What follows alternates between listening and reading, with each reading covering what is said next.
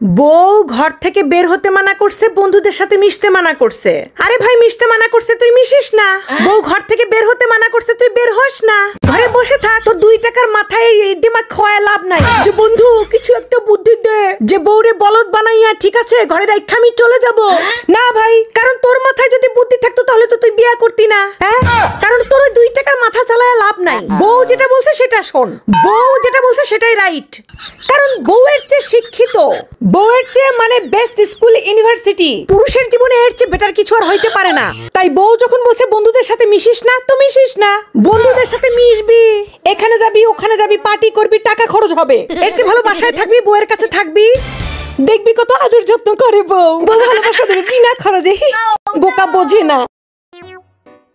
সকল বিবাহিত পুরুষদেরকে বলতেছি, বউ রাগ করলে কখনো সরি বলবেন না, ঠিক আছে?